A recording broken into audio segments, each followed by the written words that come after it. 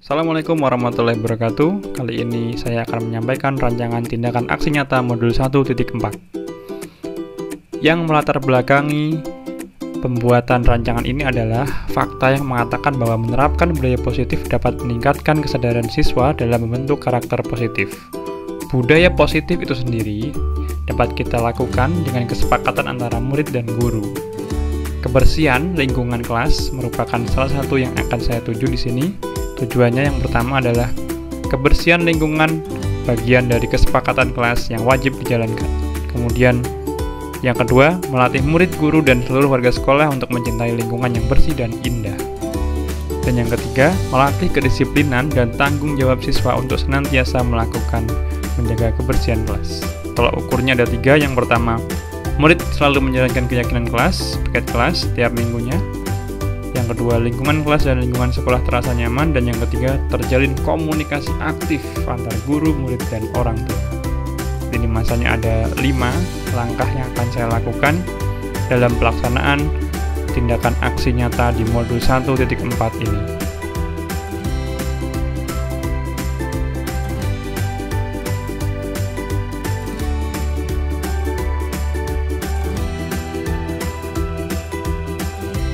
Untuk dukungan yang saya butuhkan, yang pertama dari kepala sekolah, jelas. Yang kedua, keterlibatan murid atau siswa. Dan yang ketiga, dorongan atau dukungan dari orang tua siswa.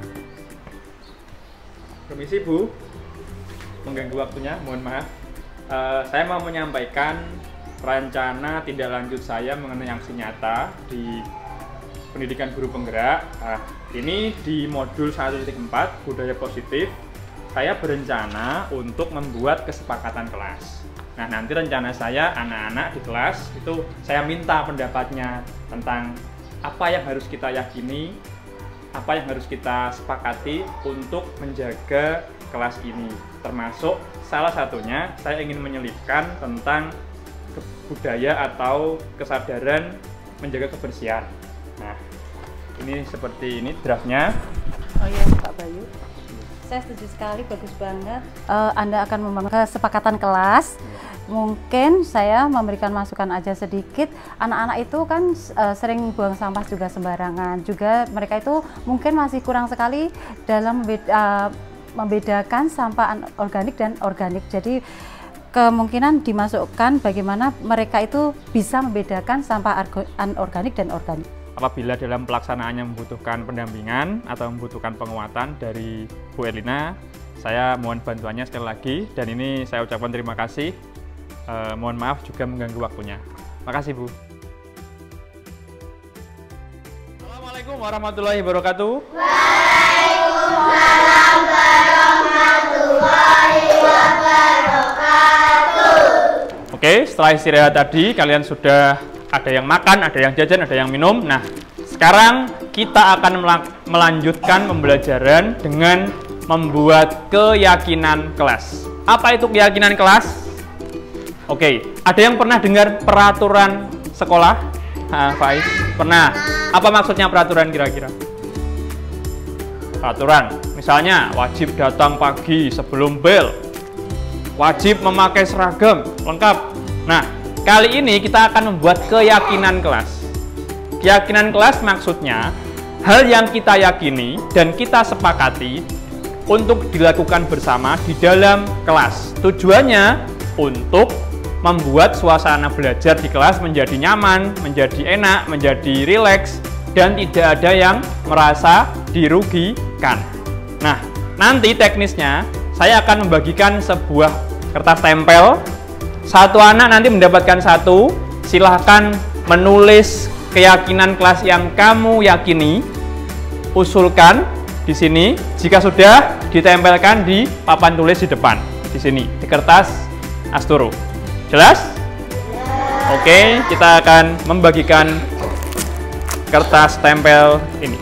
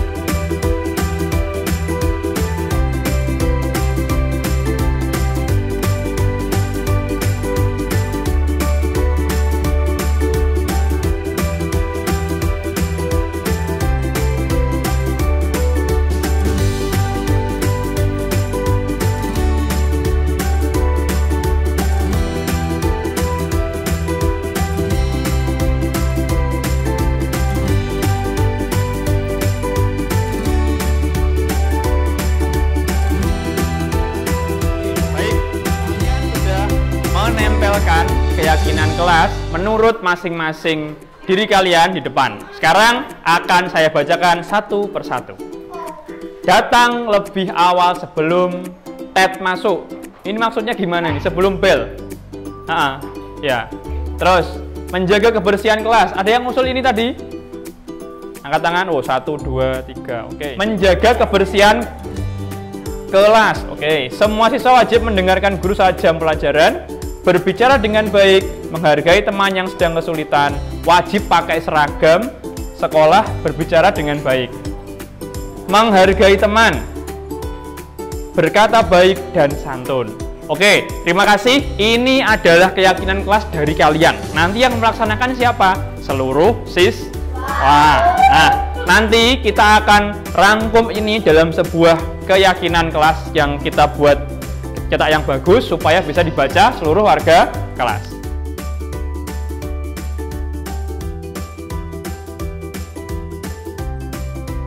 Baik, untuk tindak lanjut keyakinan kelas yang sudah kalian usulkan atau kalian buat, ada beberapa hal yang paling banyak mengusulkan tentang kebersihan. Nah, oleh karena itu, di sini saya punya proyek atau punya tugas yang harus kalian lakukan di sekolah dan juga di rumah. Yang pertama adalah menjaga kebersihan kelas dengan piket kelas yang konsisten. Konsisten itu artinya yang rutin. Yang kedua,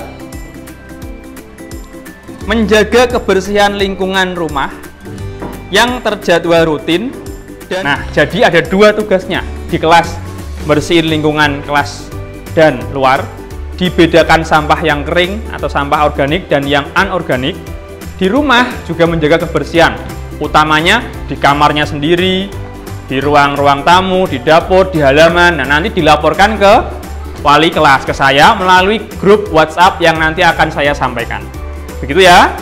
Jelas? Ada pertanyaan? Ya, Faiz?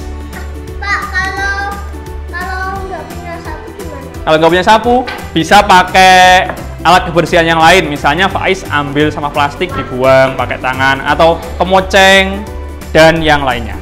Jelas ya?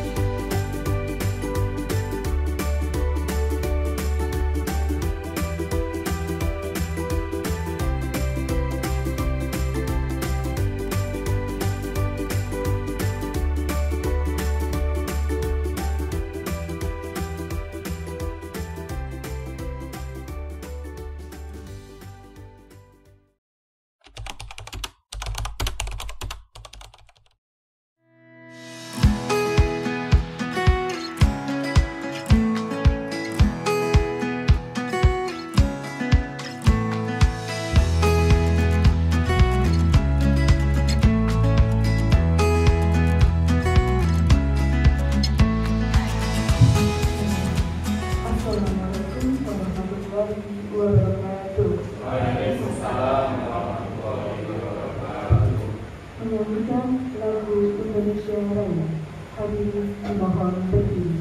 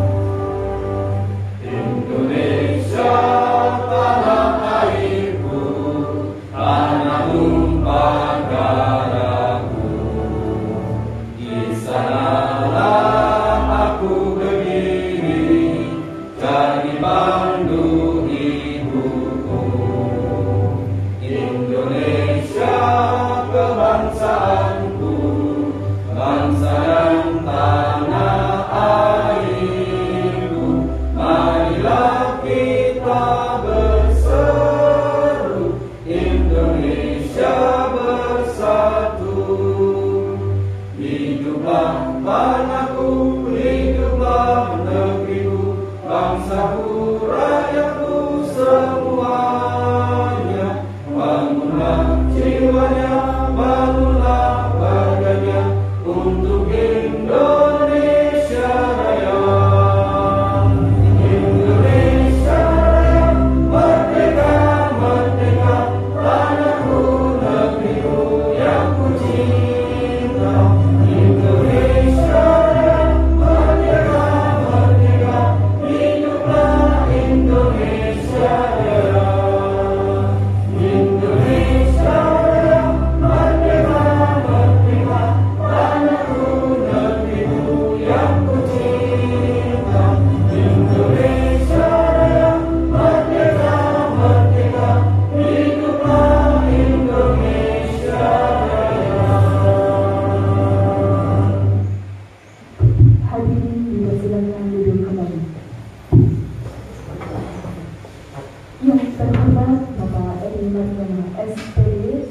Ketua Satgas Kecamatan Karas.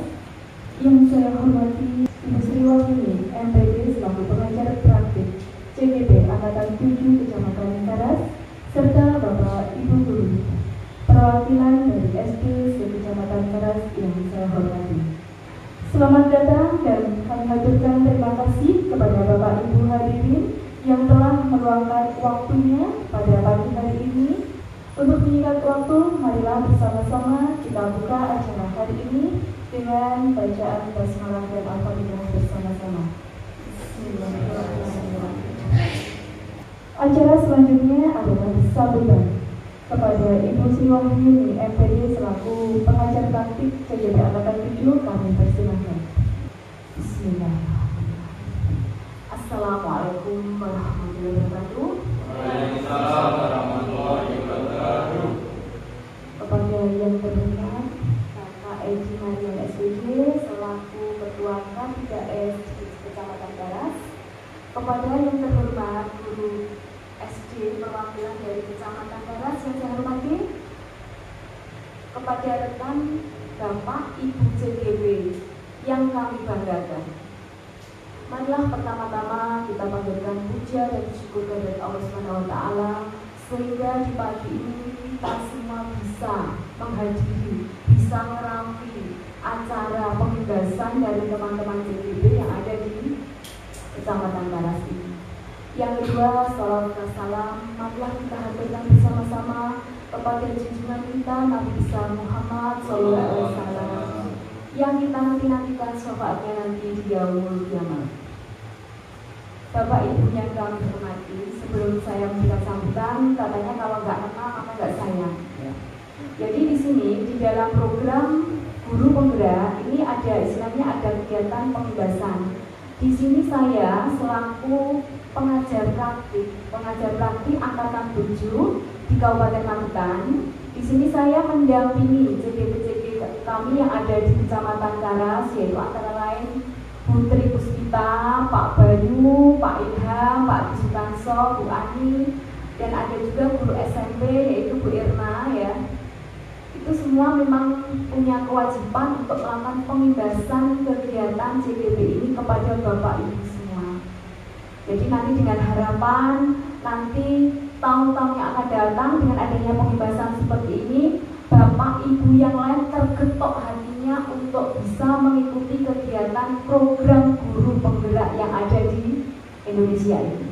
Jadi istilahnya program Guru Penggerak ini merupakan program resmi. Jadi ini merupakan program resmi dari pemerintah yang dicanangkan oleh Menteri Pendidikan dan Kebudayaan yaitu pada tanggal 3 Juli tahun 2020 ya. Jadi mungkin untuk yang pertama ini masih gratis istilahnya ya. Jadi Bapak Ibu yang mengikuti program Guru Penggerak ini tidak membayar sama sekali dalam kegiatan hari ini. Jadi mungkin suatu saat mungkin tahun-tahun berikutnya ini akan program ini diwajibkan. Jadi mungkin semua nanti Bapak Ibu guru diwajibkan mengikuti program Guru Penggerak. Jadi sebelum diwajibkan mungkin Bapak Ibu terketuk hatinya untuk mengikuti program Guru Penggerak seperti ini. Jadi untuk program Guru Penggerak ini memang ada dua tipe ya. Kalau seperti saya usia saya, maaf ya, waktu pendaftaran itu usia saya 50 tahun. Jadi saat usia 50 tahun ini Bapak Ibu tidak akan bisa menjadi calon guru penggerak, tapi menjadi pengajar praktek seperti saya ini. Tapi kalau Bapak Ibu usianya kurang dari 50 tahun pada saat pendaftaran, itu masih bisa mengikuti program Guru Penggerak. Jadi apa ya manfaat dunia Guru Penggerak? Kok saya lihat itu teman-teman yang mengikuti Guru Penggerak kok ribet banget gitu ya.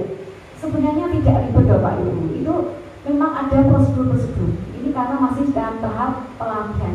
Jadi nanti tahun ini, angkatan 7 ini, Bapak Ibu calon guru penggerak mengikuti pelatihan selama kurang lebih 6 bulan. Kalau yang angkatan yang sebelumnya, yaitu angkatan 5, dan itu yaitu selama 9 bulan. Jadi kalau di Magetan tuh kalau angkatan 5 ini termasuk angkatan yang pertama Pak Ibu. Jadi masih termasuk angkatan yang pertama kali. Tapi kalau yang angkatan 7, kami ini sudah angkatan yang kedua yang ada di Kabupaten Magetan. Sebenarnya angkatan 8 ini di Kabupaten Magetan juga terbuka, tapi yang PP juga masih kecil sekali presentasinya. Jadi mungkin tahun-tahun yang akan datang, saya harapkan ya teman-teman yang ada di SMA, yang ada di Karas, Bapak, yang mungkin nanti bisa mengikuti program guru penggerak ini, sehingga antara jumlah CGP dengan jumlah PP ini seimbang. Kalau seimbang itu mudah, tapi kalau kurang seimbang nanti bisa digunakan itu untuk angkatan berikutnya, nggak apa-apa. Jadi misalnya kalau banyak guru PP nanti digunakan untuk tahun berikutnya. Jadi seperti itu ya. Terus apa manfaat dari mengikuti guru penggerak? Jadi ini mungkin biar Bapak Ibu ikut ya. Ini salah satu syarat Bapak. Ini salah satu syarat untuk menjadi seorang kepala sekolah. Ini harus lulus menjadi guru penggerak. Jadi kalau masih misalnya Pak Bayu ini dan teman-teman ini masih calon guru penggerak, jadi nanti mohon doa restunya selama nanti mengikuti pelatihan lancar, sehingga beliau-beliaunya nanti benar-benar menjadi seorang guru penggerak, dan nanti salah satu sertifikatnya bisa digunakan untuk naik jabatan menjadi seorang kepala sekolah Bapak Ibu, seperti itu. Jadi mungkin dari kami seperti itu yang bisa kami sampaikan. Nanti kurang lebihnya ya mohon maaf dari kami. Kalau ada kurang lebihnya saya mohon maaf sebelumnya. Wassalamualaikum warahmatullahi wabarakatuh. Dengan harapan nanti di Kecamatan Karas guru penggerak ini menjadi pionir-pionir di kecamatan yang lain, sehingga program pemerintah ini bisa berjalan dengan lancar. Terima kasih. Wassalamualaikum warahmatullahi wabarakatuh.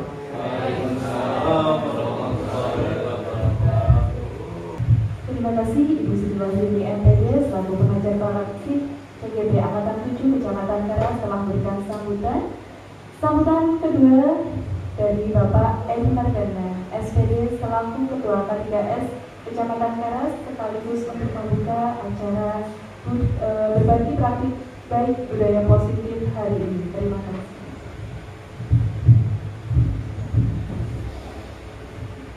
Assalamualaikum warahmatullahi wabarakatuh. Waalaikumsalam warahmatullahi wabarakatuh.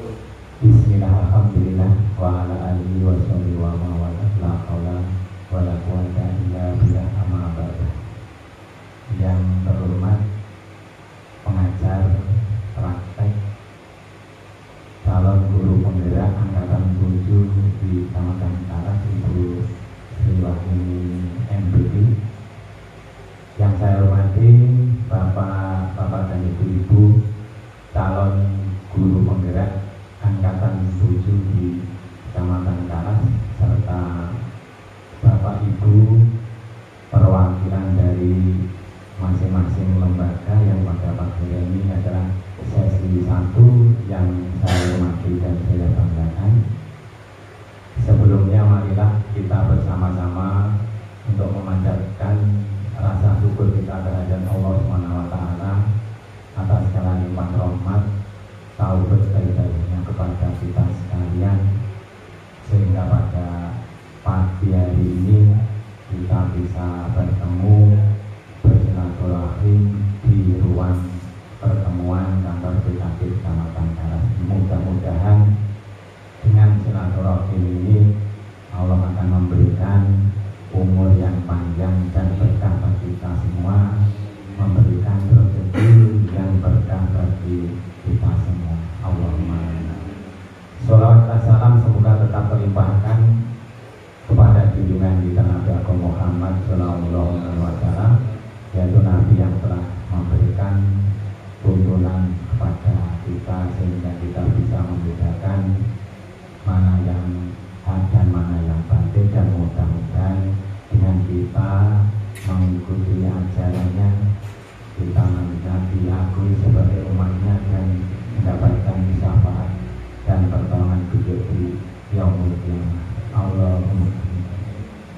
Untuk selanjutnya saya selaku Ketua K3S di Kecamatan Karas izinkan untuk menyampaikan beberapa hal berkaitan dengan kegiatan pada pagi hari ini. Yang pertama saya ucapkan terima kasih dan apresiasi yang setinggi-tingginya kepada Bapak Ibu calon guru penggerak yang telah mengadakan kegiatan pengimbasan praktek baik tentang budaya positif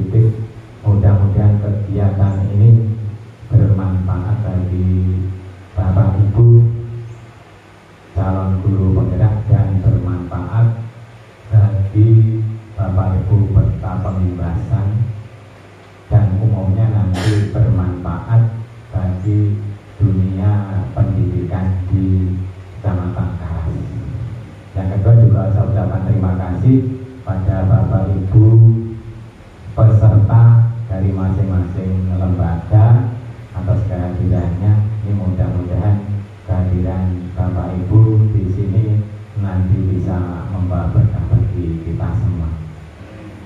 Untuk selanjutnya seperti apa yang disampaikan oleh Bu Sri Wahyuni, bahwa dalam rangka untuk meningkatkan kualitas atau mutu pendidikan, ini Kemendikbudristek pada tahun 2020 itu ini mencanangkan program yaitu guru penggerak.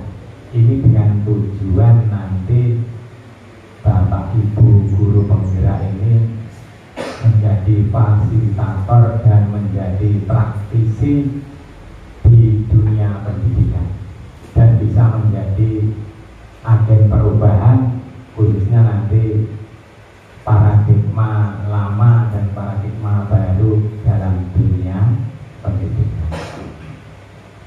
Selain itu, ini Bapak Ibu guru penggerak nanti bisa melaksanakan 5 peran utama guru penggerak, yang salah satunya adalah dapat menggerakkan komunitas pendidikan di sekolahnya dan menggerakkan komunitas pendidikan di wilayahnya.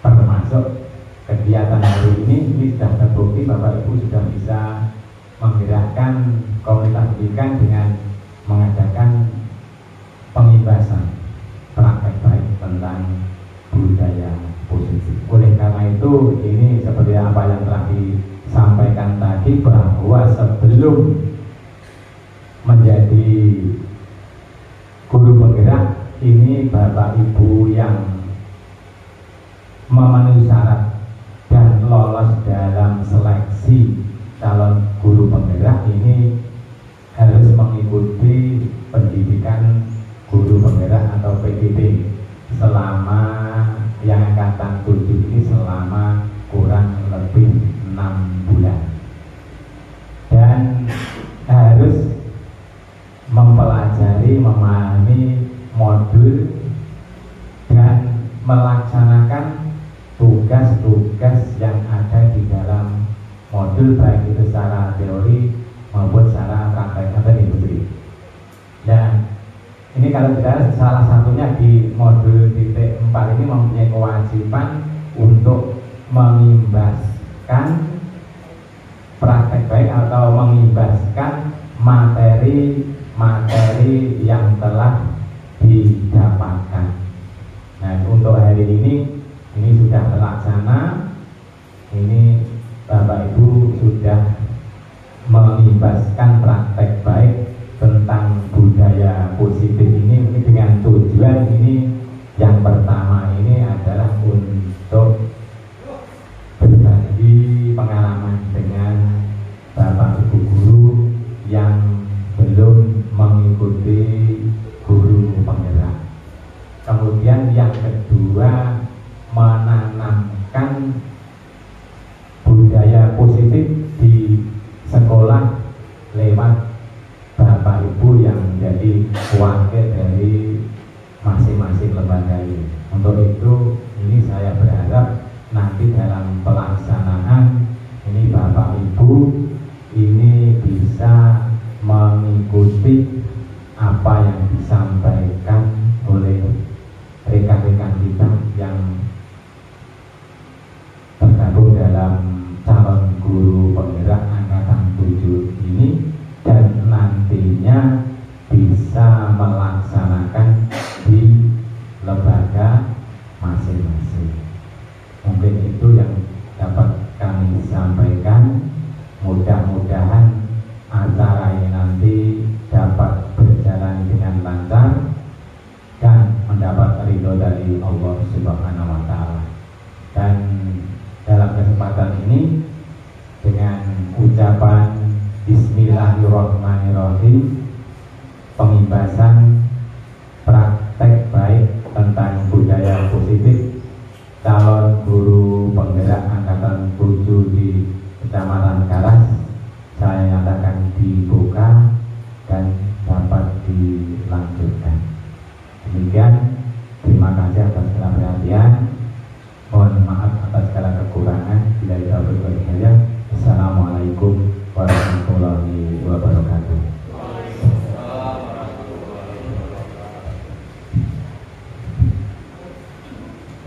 Terima kasih Bapak Edi Mariana SPD selaku Ketua Panitia SD Kecamatan Karas telah memberikan sambutan sekaligus membuka jalannya acara hari ini.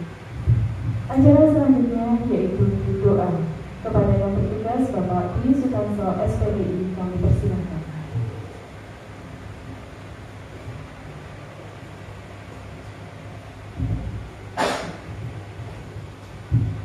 Assalamualaikum warahmatullahi wabarakatuh. Mari Bapak Ibu guru yang dirahmati Allah Subhanahu wa taala, sejenak kita tundukkan hati dan kepala kita, memohon kepada Allah Subhanahu wa taala semoga acara ini bisa berjalan dengan lancar dan membawa kemanfaatan bagi diri kita semuanya, terkhusus bagi peserta didik kita semuanya. Ala hadiniya bi syafaat Rasulullah sallallahu alaihi wasallam. Lillahi ta'ala al-Fatihah. Bismillahirrahmanirrahim. Alhamdulillahirabbil alamin. Arrahmanirrahim. Iyyaka na'budu wa iyyaka nasta'in.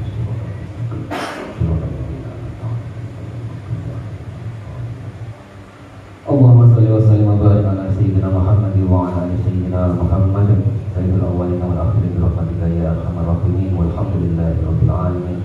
Hamdan wa fi ni'amahu wa yukafi masidah. Ya Rabbana lakal hamdu kama nasta'in.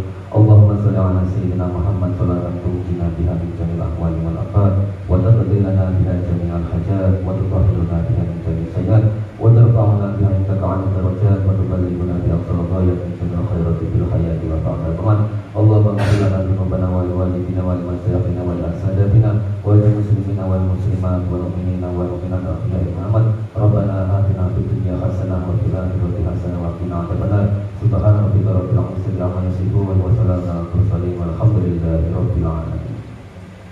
Wassalamualaikum warahmatullahi wabarakatuh.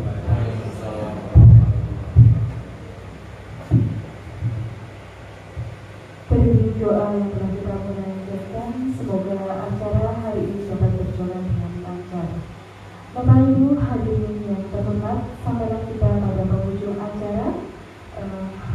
Marilah kita tutup acara ini bersama-sama dengan bacaan hamdalah. Saya selaku pembawa acara mohon maaf bila ada salah kata maupun sikap. Wabillahi taufiq wal hidayah. Wassalamualaikum warahmatullahi wabarakatuh.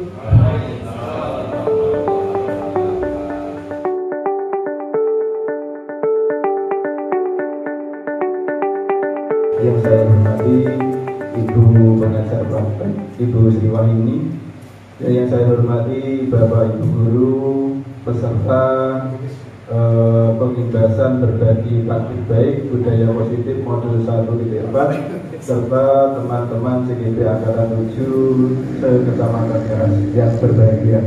Pertama-tama marilah kita panjatkan puji syukur kita kepada Allah Subhanahu wa taala atas berkah limpahan rahmat-Nya kita semua masih diberikan kesehatan sampai saat ini, dan terima kasih saya sampaikan kepada panjenengan semuanya telah mengikhlaskan dengan setulus hati bisa hadir, bisa rawuh di sini untuk mengikuti kegiatan berbagi praktek baik budaya positif modul 1.4 yang merupakan tugas dari calon guru penggerak Angkatan 7 yang kita laksanakan di gedung PKG. Para Bapak Ibu semuanya, untuk acara pada sesi yang pertama ini nanti pengimbasan akan disampaikan oleh beliau Mas Bayu dari SDN Temenggungan 2. Dan untuk menyingkat waktu, mungkin langsung aja kepada Mas Bayu, waktu dan tempat dipersilakan secukupnya Mas Bayu. Monggo. Bismillahirrahmanirrahim. Assalamualaikum warahmatullahi wabarakatuh. selamat pagi, sugeng minjing, salam sejahtera. Perkenalkan Bapak Ibu, nama saya Bayu Wicaksono. Saya dari SD Negeri Temanggungan 2, Kecamatan Karas. Mulai di sini kurang lebih sudah 2 tahun lebih sedikit, jadi baru 2 tahun. Kalau dibandingkan Bapak Ibu semua, mungkin saya masih ibaratnya masih kemarin sore, tapi alhamdulillah saya tergabung dengan teman-teman di sini mengikuti pendidikan guru penggerak angkatan 7. Mohon izin saya siapkan dulu saja. Habis nangis adik bayi tertawa. Salam dan bahagia Bapak dan Ibu guru semua. Yang nggak bahagia semoga bahagia, yang bahagia sekali semoga pulang ke temannya. Baik, Bapak Ibu yang saya hormati, kali ini saya akan menyampaikan beberapa ilmu yang saya dapatkan di seperti yang dilihat di banner depan, budaya positif modul 1.4. Jadi kenapa kok namanya budaya positif? Karena isinya adalah tentang beraneka ragam cara-cara positif yang bisa kita gunakan dari hal yang kecil sekalipun. Untuk tujuan kegiatan kita, di sini saya mengambil garis besar ada 3. Yang pertama, mengetahui konsep dan pentingnya budaya positif. Berikutnya yang kedua, mengetahui tentang disiplin positif, teori motivasi, hukuman dan penghargaan, restitusi, keyakinan kelas, kebutuhan dasar manusia dan berkualitas, 5 posisi kontrol dan segitiga restitusi. Untuk tujuan yang ketiga, berbagi praktik baik penerapan budaya positif pada lingkungan sekolah. Baik Bapak Ibu, jadi ada 6 hal yang akan kita bagikan pada hari ini. Mulai dari disiplin positif dan nilai-nilai kebijakan universal yang warna kuning itu. Kemudian teori motivasi, hukuman dan penghargaan, restitusi yang warna biru. Bawahnya warna coklat, keyakinan kelas. Kemudian yang sebelah kanannya warna hijau, kebutuhan dasar manusia dan dunia berkualitas. Bawahnya restitusi, 5 posisi kontrol. Dan yang terakhir warna itu pink atau ungu ya? Kalau saya lihatnya pink. Pink, restitusi, segitiga restitusi. Jadi ini warnanya bukan aturan Bapak Ibu, ini saya acak aja biar ya enggak warnanya satu warna itu saya acak. Ada 6 poin pembahasan yang akan kita sampaikan hari ini. Baik, langsung saja ke materi pertama tentang disiplin positif dan nilai-nilai kebijakan universal. Mari Bapak Ibu kita bersama-sama curah pendapat. Curah pendapat tentang bagaimana contoh penerapan disiplin di sekolah Bapak Ibu yang telah dilaksanakan. Saya yakin di sini sudah banyak mengikuti atau melaksanakan disiplin positif. Nah, untuk mengawali kita curah pendapat dulu. Monggo. Ada volunteer atau relawan yang mau bercerita penerapan disiplin kecil-kecilan aja nggak apa-apa. Monggo, saya persilahkan sebelum kita nanti lihat video. Ya, monggo Pak Dwi pakai mikrofon. Oh nggak usah. Siap. Nah, terima kasih atas waktunya. Disiplin positif, tapi nggak tahu ya kalau di sekolah itu sudah ada kata positif atau belum. Tapi yang saya pahami adalah disiplin. Anak-anak itu karena ada peraturan yang mengikat mereka tentang pembuangan sampah. Alhamdulillah sekolah saya termasuk sekolah yang menurut saya bersih sekali karena anak-anak mempunyai motivasi untuk membuang sampah pada tempatnya. Pokoknya kalau ada anak yang membuang sampah di halaman atau di meja, ketahuan temennya langsung dilaporkan sehingga ada konsekuensinya. Terus keren. Tepuk tangan buat Pak Dwi Sutarso. Keren. Berarti buang sampah sembarangan temannya langsung ingatkan. Nah, kalau saya buang sampah sembarangan temannya ikut-ikutan. Ya, jadi terima kasih Pak Dwi sudah menyampaikan pendapatnya atau mungkin pengalamannya tentang disiplin di sekolahnya. Berikutnya Bapak Ibu, mari kita renungkan sejenak. Ini saya punya sebuah video. Mungkin semua juga sudah tahu. Dari videoan di seperti ini.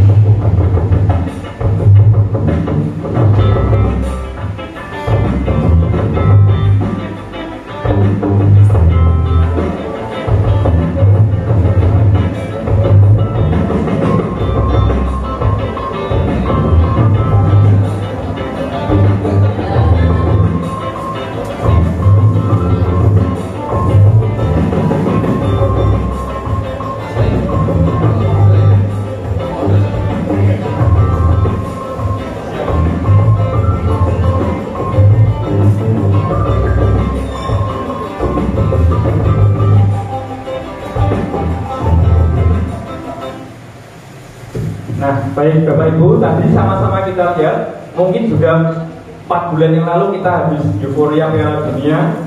Jepang lolos, nyelip Spanyol, juara klasmen grup E dan kalah di 16 besar. Tapi ketika Jepang pulang disambut sebagai pahlawan.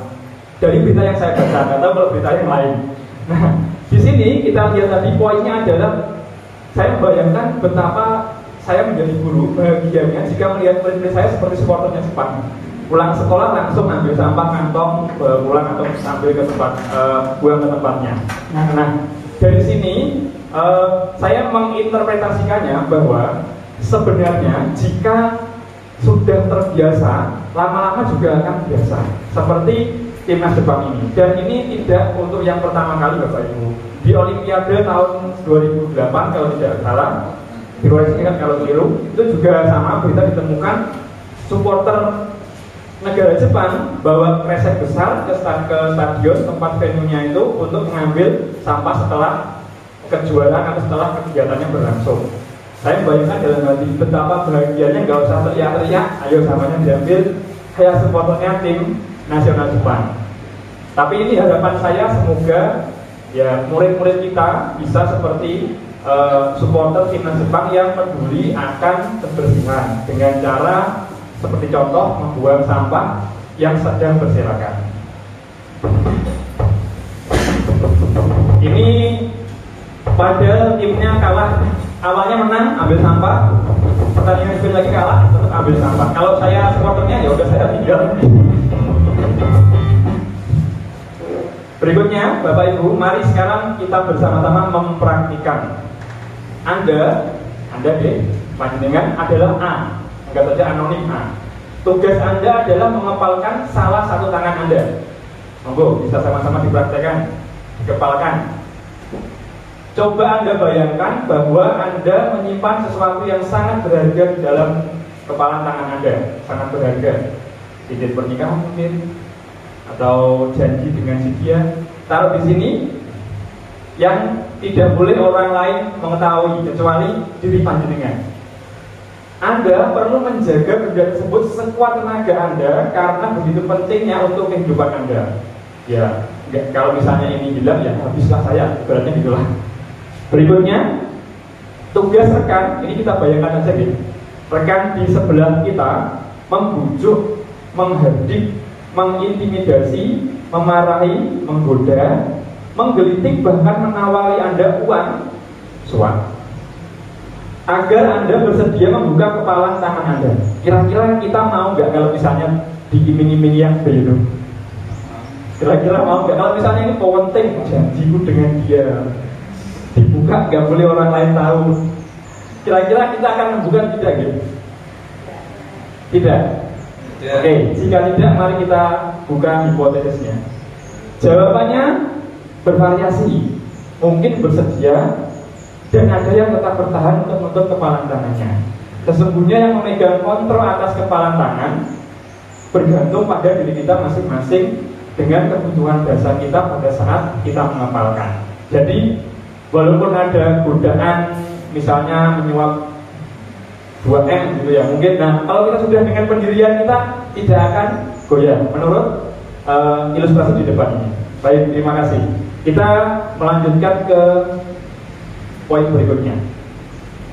Baik Bapak Ibu, seorang psikiater namanya Dr. William Deser, bisa Google nanti. Ini saya menemukan wajah fotonya yang bentuknya animasi kayak gini, meluruskan beberapa miskonsepsi tentang makna kontrol. Jadi ada beberapa. Yang pertama, ilusi guru mengontrol murid. Pada dasarnya kita tidak bisa memaksa murid untuk berbuat sesuatu jika murid itu milih untuk tidak melakukannya.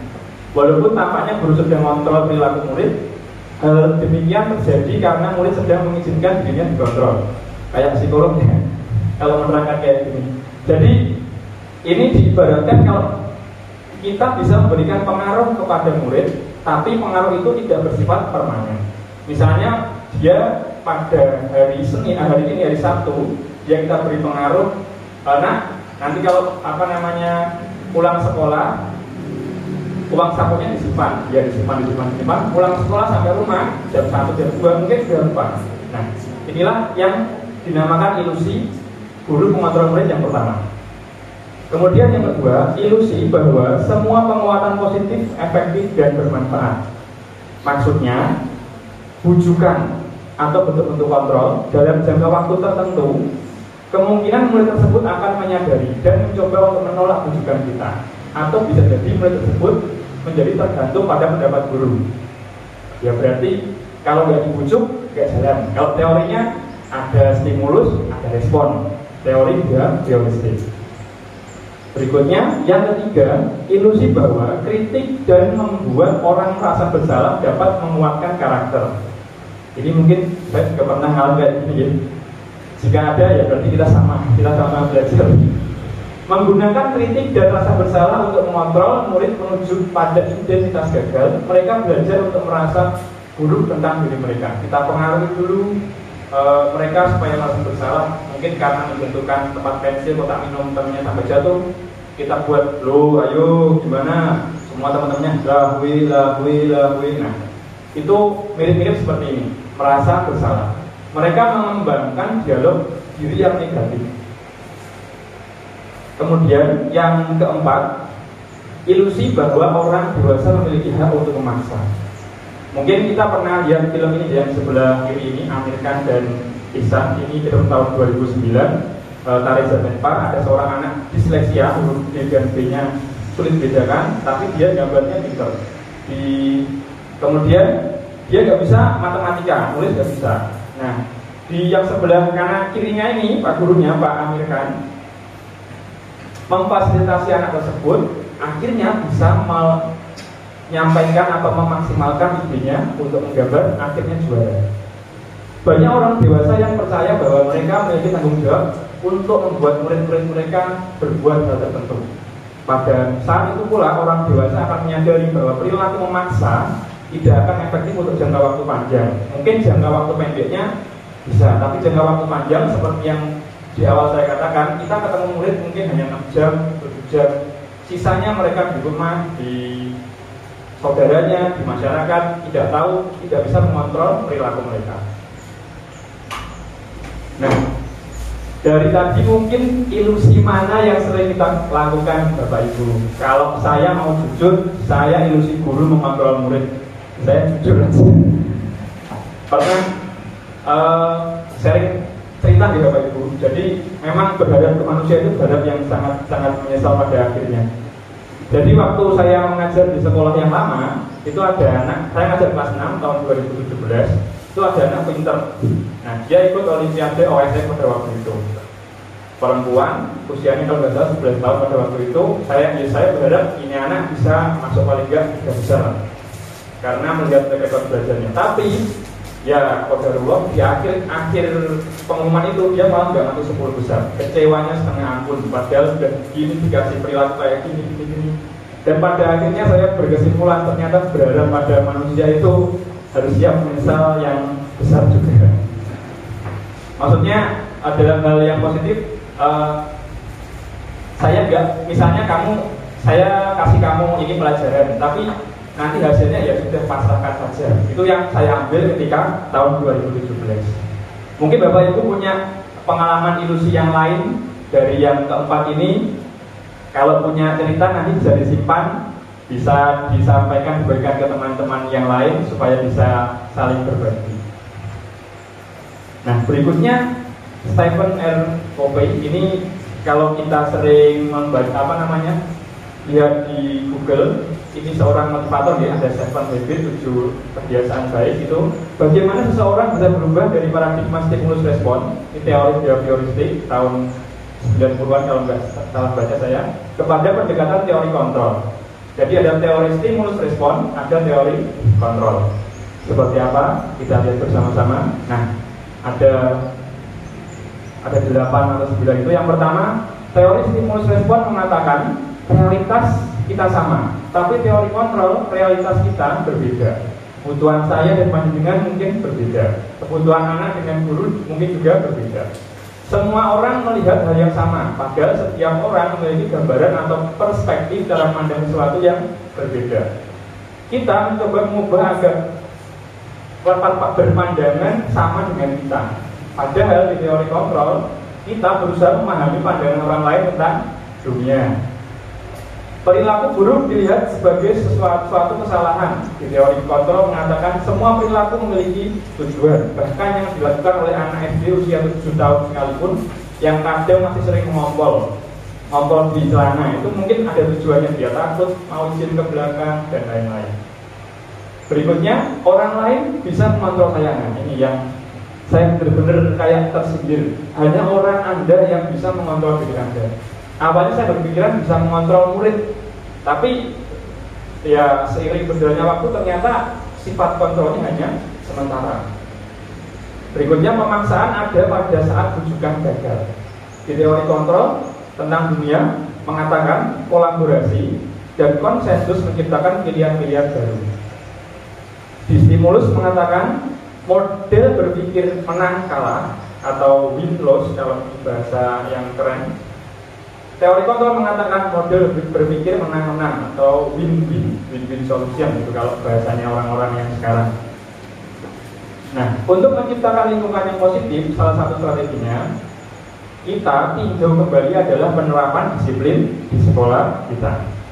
Mari kita simak makna kata disiplin yang sering kali kita dengar atau sering kita jumpai di lingkungan masing-masing. Kata disiplin dimaknai menjadi sesuatu yang dilakukan seseorang pada orang lain untuk mendapatkan kepatuhan. Misalnya saya nyuruh murid saya, besok jam 7 pagi parkir di tempat lapangan A, hadapnya ke timur, parkirnya ukurannya sekian derajat. Nah, mungkin seperti itu. Padahal kita cenderung menghubungkan kata disiplin dengan ketidaknyamanan. Mungkin yang anak yang saya suruh, apaan sih Pak Bayu nyuruh parkir di sana, padahal kosong yang sini. Nah, mungkin itu yang dimaksud, sehingga anak tidak nyaman.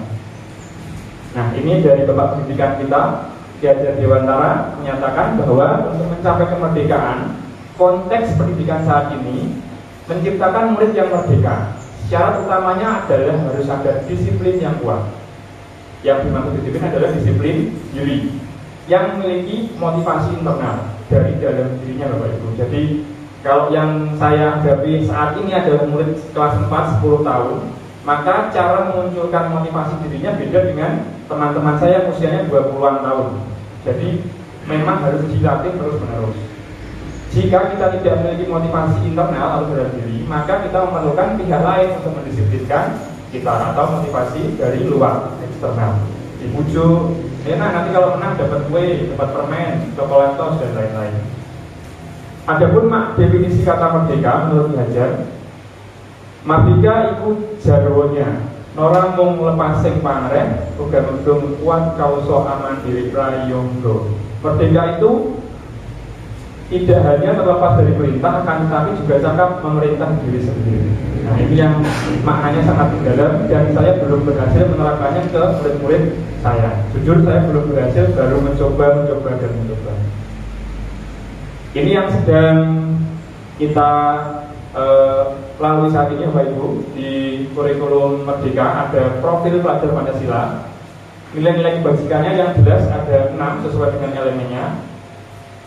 Mulai dari berkebinekaan global, beriman, bertakwa, mandiri, bernalar kritis, kreatif, dan juga gotong royong. Tujuan mulianya dari penerapan disiplin positif adalah agar membentuk murid yang berkarakter, berdisiplin, santun, jujur, peduli, bertanggung jawab, dan merupakan pembelajar sepanjang hayat. Nah, ini yang sulit sekali untuk dilakukan dalam jangka waktu yang pendek menurut saya. Butuh keajekan, butuh konsistensi yang tidak pelin-pelan supaya bisa menjadi pembelajar sepanjang hayat. Baik Bapak Ibu, kita lanjut ke materi kedua. Nah, ini ketika Liverpool 2019 juara Liga Champions, saya bahagia sekali teman saya raktir saya waktu itu. Jadi materi kita yang kedua ada teori motivasi, hukuman, dan penghargaan serta restitusi. Anggap saja Liga Champions ini motivasinya dari motivasi juara, dapat bonus, dapat piala, dapat gelar, ditransfer naik harganya dan lain-lain. Mari kita tanya kenapa. Mari kita tanyakan ke diri kita sendiri, bagaimana kita berperilaku. Mengapa kita melakukan sesuatu? Apakah kita melakukan sesuatu karena adanya dorongan dari lingkungan atau adanya dorongan dari orang lain? Misalnya saya menanyakan ke diri saya, mengapa kamu ngajar misalnya? Kalau saya ingin misalnya dapat pengembangan diri, terus mengapa kita melakukannya? Ya saya ingin mengembangkan diri. Kemudian apakah kita melakukan sesuatu karena ada dorongan? Yang jelas ada dorongan dari lingkungan ya, atau dorongan dari orang lain ya, dan dalam diri juga ya. Berarti motivasinya ada yang dari dalam dan ada yang dari luar. Terkadang kita memiliki sesuatu karena kita menghindari rasa sakit atau ketidaknyamanan, lingkungan kerja yang toksik misalnya, yang mohon maaf, ketika saya dulu bekerja itu di sekolah yang lama itu, saya kan di sekolah swasta, jadi yang punya hobi tertentu gabung, Nah kebetulan saya hobi sama teman-teman di sana itu di timnya yang bagian tim balik layar, yang tim depan layar ada. Akhirnya mohon maaf ini bukan buka air rasan-rasan. Nah itu pasti itu dulu saya alami Bapak Ibu. Mohon maaf sedikit curhat ini. Terkadang kita juga melakukan sesuatu untuk mendapatkan apa yang kita mau. Nah ini 3 motivasi perilaku manusia. Jadi yang saya dapatkan ada 3 motivasi manusia untuk melakukan sesuatu. Dari Diary Gosan dalam bukunya Instructing School Discipline menyatakan ada 3 motivasi perilaku manusia. Yang pertama, melakukan sesuatu untuk menghindari ketidaknyamanan atau hukuman. Kalau dalam perspektif murid, mungkin murid mau belajar biar buku, biar gak dimarahi guru. Tapi bagaimanakah pada intinya? Nah, ini adalah tingkat yang terendah menurut teori yang kita pelajari. Biasanya orang yang termotivasi perilakunya untuk menghindari hukuman atau ketidaknyamanannya akan bertanya, apa yang akan terjadi apabila saya nggak melakukan? Misalnya, ayo nak sekarang waktunya senam pagi, males pak, dukung misalnya, kena konsekuensi kayak gitu. Itu namanya motivasi eksternal. Kemudian yang kedua, melakukan sesuatu untuk mendapatkan imbalan atau penghargaan dari orang lain. Kalau keponakan saya disuruh, ya dok belikan gula, kasih misalnya harganya 8.000 terus 2.000 buat beli jajan, itu dapat imbalan dari orang lain. Nah, ini satu tingkat di atas motivasi yang pertama. Di sini orang berperilaku untuk mendapatkan imbalan atau penghargaan dari orang lain.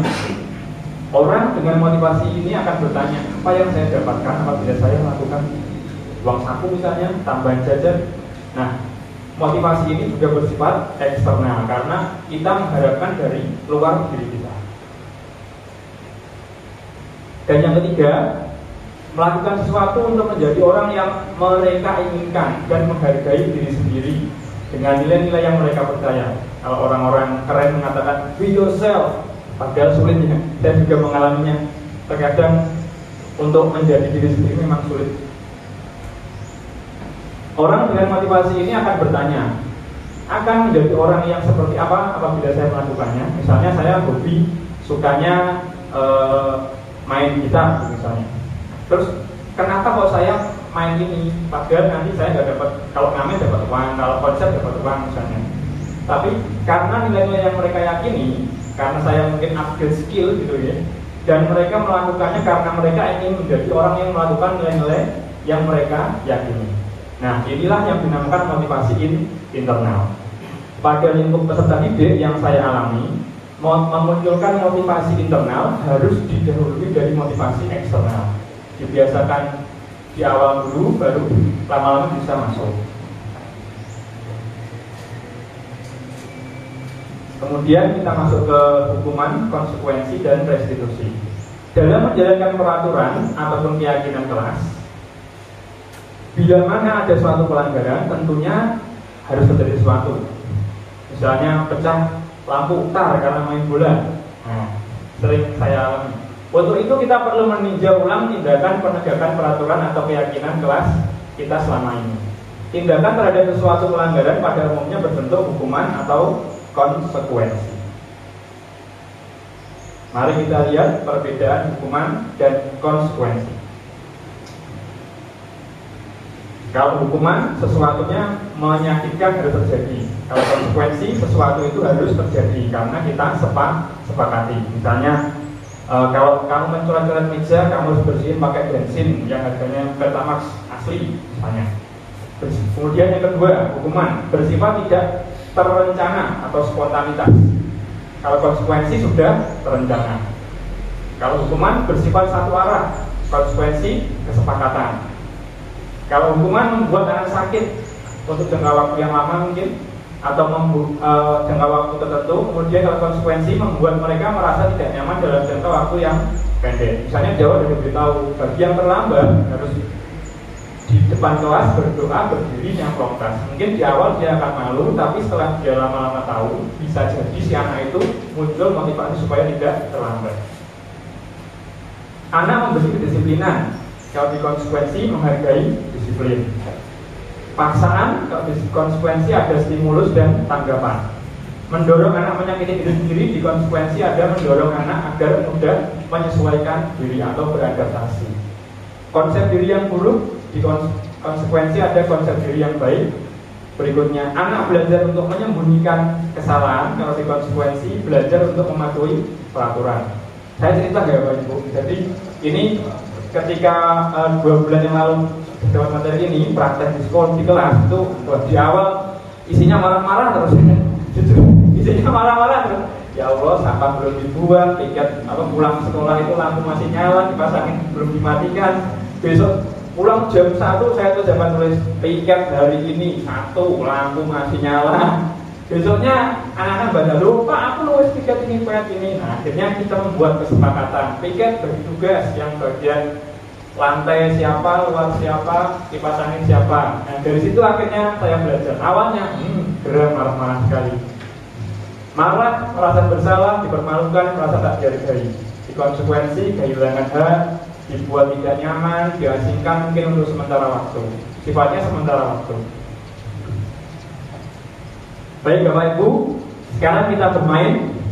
Saya minta tolong HP-nya dibuka Google, dibuka website www.kahoot.it.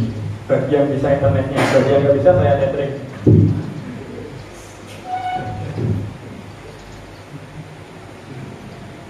Dibuka websitenya kahoot.it.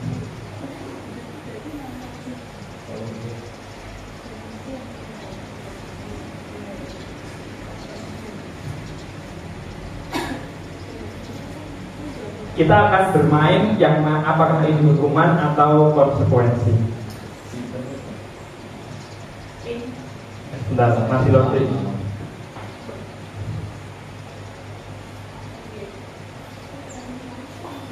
Ini pinnya 2792470 atau bisa scan QR code-nya.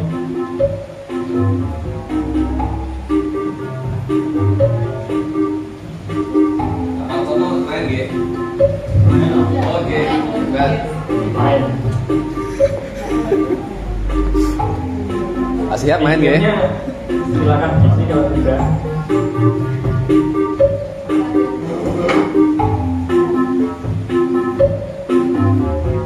Siap Pak Tori, siap Bu Ali, siap Pak Udin, siap. Singa itu Pak Udin.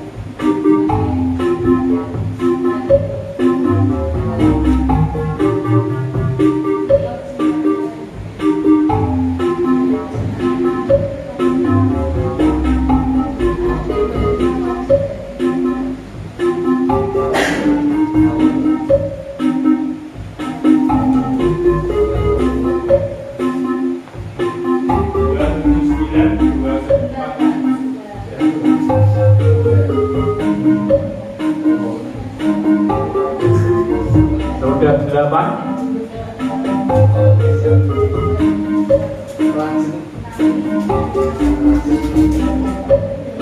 Ada yang belum berhasil?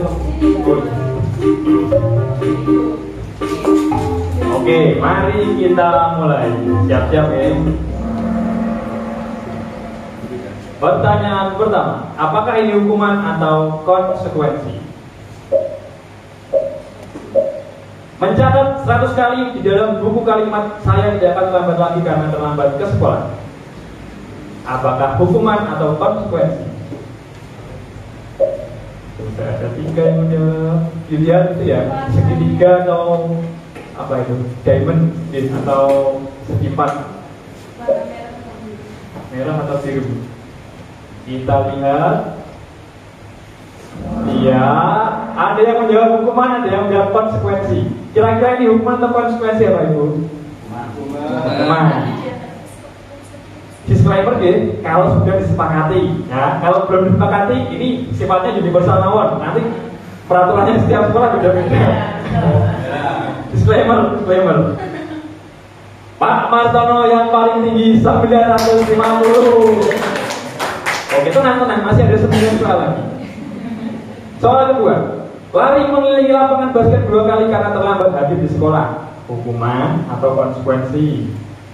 Secara umum saja kira-kira.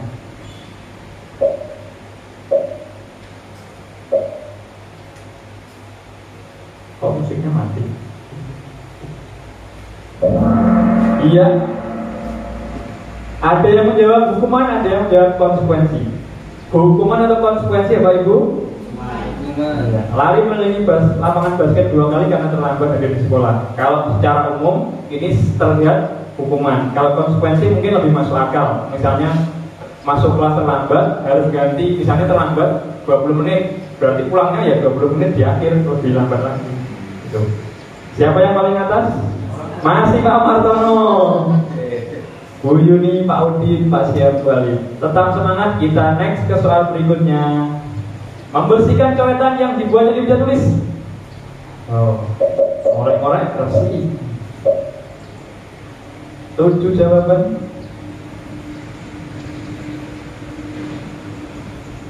Ini sepertinya semua betul. Kita lihat 3, 2, 1.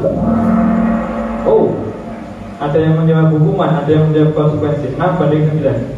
6 banding 3. Hukuman atau konsekuensi? Konsekuensi. Pak Martono masih di atas, Pak Udin naik, Pak Siap naik, Bu Ali juga naik. Lanjut ya. Murid diminta untuk push up 15 kali karena tidak menggunakan masker ke sekolah. Nah, ini selama pandemi. Nggak pakai masker, push up 15 kali.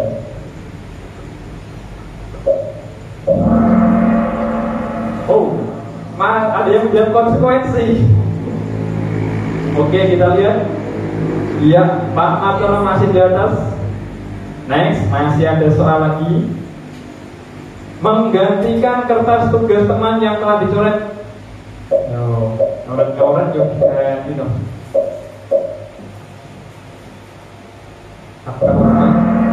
Iya, alhamdulillah konsekuensi semua. Siapakah yang paling atas? Kita lihat skornya. Masih Pak Martono. Ini berkemungkinan nyelip ini yang nomor 4.400. Oke, lanjut ya. Next.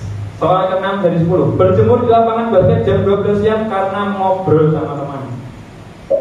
Ayo berjemur.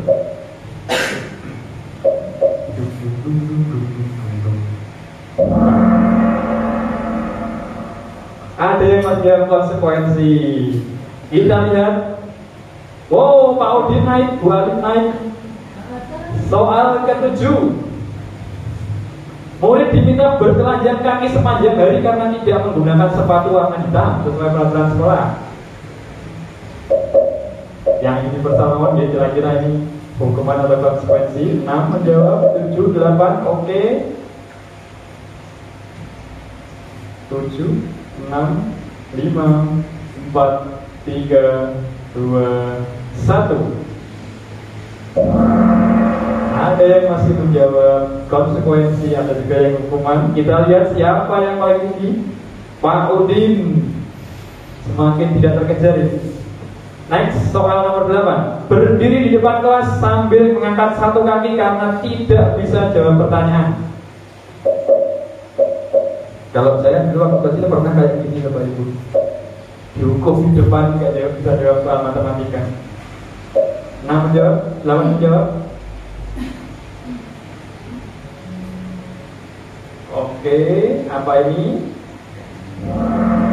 Ada yang menjawab konsekuensi, ada yang menjawab hukuman. Pak Udin semakin di atas. Kita ke soal nomor 9. Tinggal 2 soal ini. Membersihkan tumpahan air di meja tulis karena tersenggol pada saat belajar. Hukuman atau konsekuensi? 7 menjawab, 8 menjawab. Kita lihat, masih ada waktu. 3, 2, 1. Alhamdulillah 31 yang menjawab hukuman. Terakhir, Bu Alif naik, Pak Martono naik, Pak Udin tetap. Soal terakhir, konsentrasi. 1, 2, 3. Terlambat masuk kelas 15 menit dan diminta untuk tinggal 15 menit sesudah kelas selesai untuk mengajar. Ketertinggalan, hukuman atau konsekuensinya?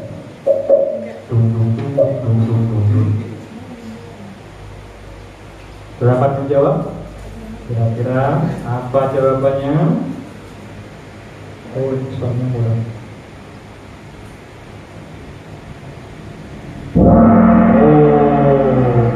Oh, imbang ya ini. Udah yang hukuman, ada yang konsekuensi. Oke, kita lihat. Yang naik podium Bu Alif 7.674. Ya, tepuk tangan buat Bu Alif. Game kecil-kecilan Bapak Ibu. Pak Martono 7.288 dan Bu Yuni 6.343. Baik Bapak Ibu, ini secara umum ya. Jadi kalau sudah disepakati ya mohon maaf, mungkin peraturan setiap sekolah berbeda. Nah, secara universal tadi sudah kita jawab yang mana yang konsekuensi, yang mana yang hukuman. Oke, kita lanjut Bapak Ibu. Tenang, nanti masih ada nontonnya. Dihukum oleh penghargaan berikutnya judulnya. Nah, sering kita berulang kali menjanjikan hadiah pada anak-anak agar berperilaku tanggung jawab, atau kepada seorang murid agar mempelajari sesuatu yang baru, atau kepada seorang karyawan agar melakukan pekerjaan yang berkualitas. Kita sedang menduga-duga, berasumsi mereka tidak dapat melakukannya atau mereka tidak akan memilih untuk melakukannya. Sering Bapak Ibu dihukum oleh penghargaan. Awalnya saya setuju dapat mungkin dia berprestasi kasih penghargaan. Tapi memang ada sisi positif dan sisi negatifnya. Nanti karena anak kemungkinan 2 dikasih penghargaan, tambah semangat atau tambah bergantung dengan penghargaan. Itu menurut yang saya amati. Berikutnya, restitusi merupakan proses kondisi bagi murid untuk memperbaiki kesalahan mereka sehingga mereka bisa kembali pada kelompok mereka dengan karakter yang lebih kuat. Restitusi juga merupakan proses kolaboratif yang mengajarkan murid untuk mencari solusi untuk masalah mereka dan membantu murid berpikir tentang orang seperti apa yang mereka inginkan dan bagaimana mereka terus harus memperlakukan orang lain menurut Charles Gosen 1996. Ciri-cirinya seperti ini Bapak Ibu. Restitusi bukan untuk menebus kesalahan, namun untuk belajar dari kesalahan. Jadi kalau misalnya ada anak yang buang sampah sembarangan, kita langsung dimarahin, nggak boleh di situ, ayo buang, atau kamu saya, nah mungkin itu akan membuat mereka down. Berikutnya, restitusi memperbaiki hubungan. Nah, ini bisa memperbaiki hubungan asalkan caranya tepat. Nanti ada di materi berikutnya. Restitusi adalah tawaran, bukan paksaan. Kalau dia nggak mau, ya udah kita nggak usah memaksa melakukan restitusi. Restitusi menuntut untuk melihat ke dalam diri. Maksudnya melihat apakah yang kamu lakukan itu sudah pas, sudah benar, atau mungkin kurang pas, seperti itu. Restitusi mencari kebutuhan dasar yang mendasari tindakan sesuai dengan nilai-nilai kebutuhan dasar manusia.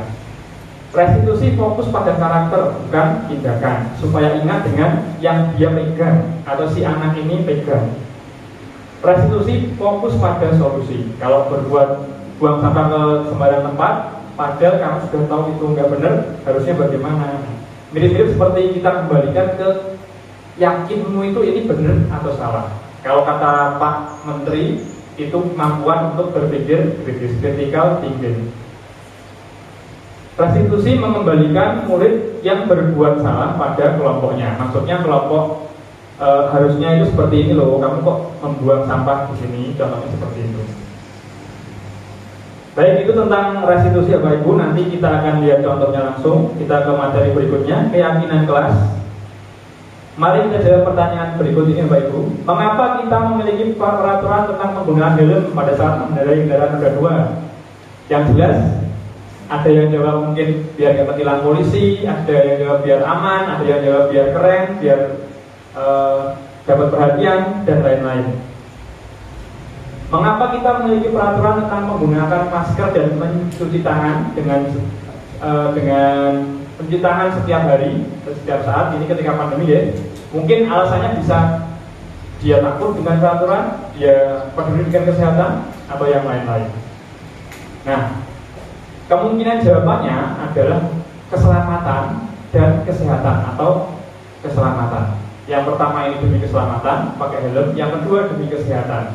Tapi ada juga mungkin anak yang aku negatif tangan kok dimarahi Pak Bayu. Dan banyak seperti itu Bapak Ibu ketika pandemi dulu. Keyakinan yaitu nilai-nilai kebijakan universal. Sekali lagi universal, tidak mengarah kepada satu poin tertentu yang disepakati secara tersirat dan tersurat, lepas dari latar belakang suku, negara, bahasa maupun agama. Mengapa kok tidak peraturan kelas saja? Mengapa kok harus keyakinan kelas? Nah, nilai keselamatan atau kesehatan inilah yang disebut suatu keyakinan. Jadi kalau kita sudah yakin, teorinya, kalau saya yakin bersih itu sehat, kenapa saya harus buang sampah sembarangan? Sederhananya seperti itu, Bapak Ibu. Murid-murid pun demikian, mereka perlu mendengarkan dan memahami arti sesungguhnya tentang peraturan-peraturan yang diberikan. Nah, ini esensi atau intinya dari keyakinan kelas.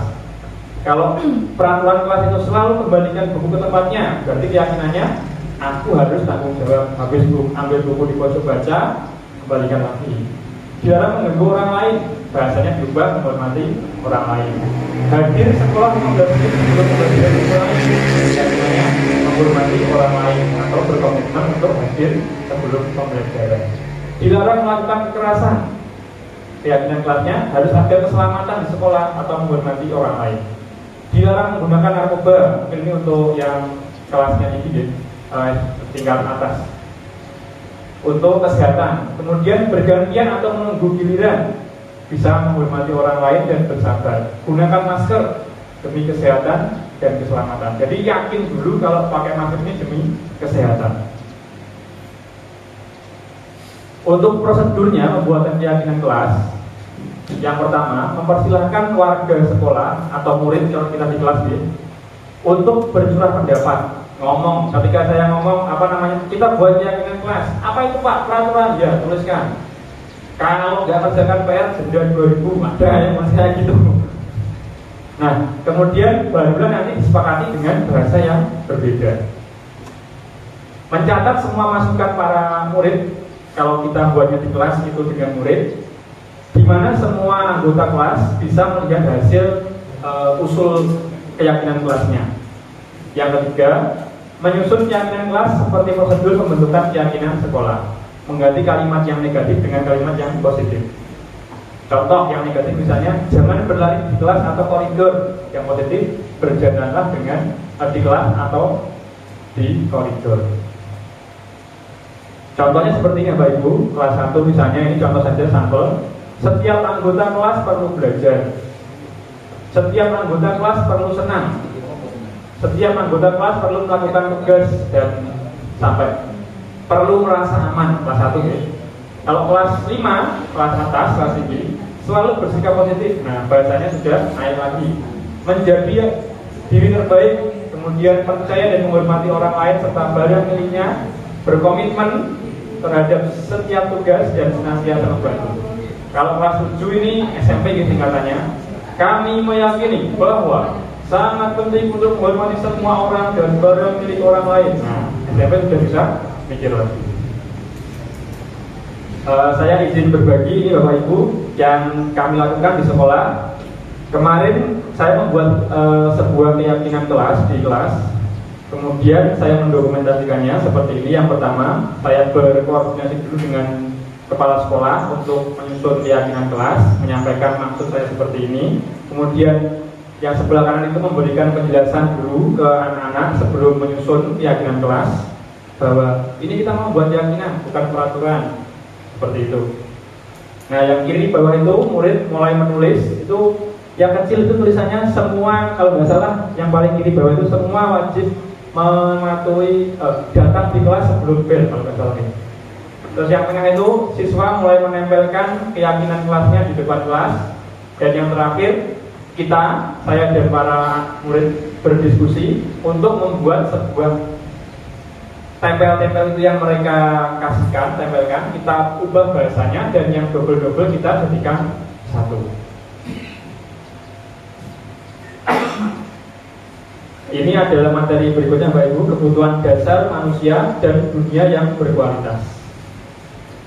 Jadi ada teori lagi dari Dr. William Glasser.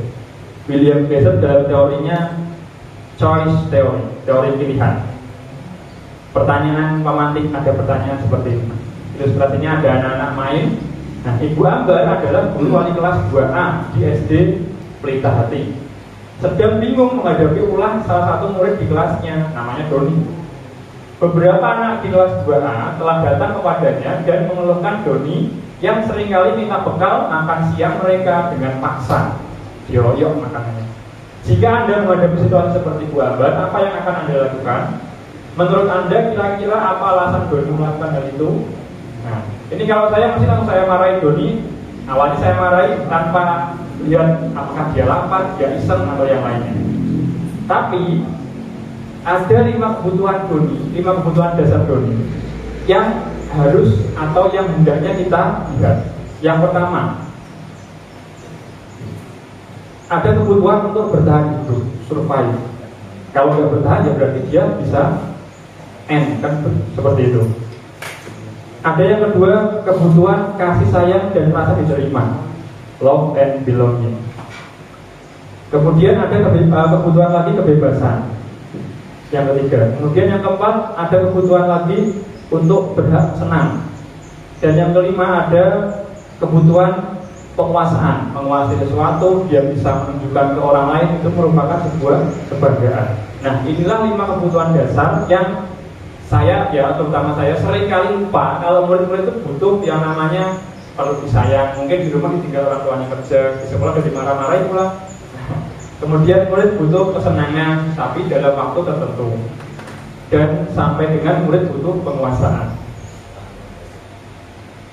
Seperti apakah dunia yang berkualitas? Nah, tempat khusus dalam pikiran Anda, tempat Anda menyimpan gambaran representasi dari semua yang Anda inginkan, bisa berisi orang-orang, hal-hal dan apa saja yang terbaik dalam hidup Anda dan membuat Anda merasa bahagia. Nah, murid juga demikian ya Bapak Ibu. Mungkin kalau dia bahagia sama saya di kelas itu ya, mungkin di rumah bisa jadi nggak bahagia dengan keadaan di rumahnya. Mungkin dia kurang kasih sayang di rumah, atau mungkin karena dia kurang pengakuan dengan sekelilingnya dan lain-lain. Nah, inilah 5 posisi kontrol menurut Diani Gosset dalam bukunya Restitution Restructuring School Discipline tahun 98. Ada 5 posisi kontrol bagi seorang guru. Yang pertama, guru sebagai penghukum. Nah, kelihatan sulit dari wajahnya. Kalau menghukum pasti suaranya tinggi, bahasa tubuhnya jelas, mata melotot, jari-jari menunjuk, kamu. Nah, hasilnya mungkin murid akan mendendam. Kalau SMA mungkin bisa melawan industri. Kalau SD mungkin melawannya melempar sepatu ke temannya dan lain-lain, coret-coret buku, seperti itu. Kemudian, dan saya pernah seperti ini Bapak Ibu, pernah menghukum anak, jujur saja, sebelum belajar. Yang kedua, membuat anak merasa bersalah. Nah, misalnya seperti ini, ibu sangat kecewa sekali dengan kamu. Beberapa kali bapak harus memberitahu kamu ya. Gimana coba kalau orang tua kamu tahu berbuat gini? Hanya habis memecahkan lampu, ayo nanti orang tahu gimana, ayo. Nah, membuat anak bersalah.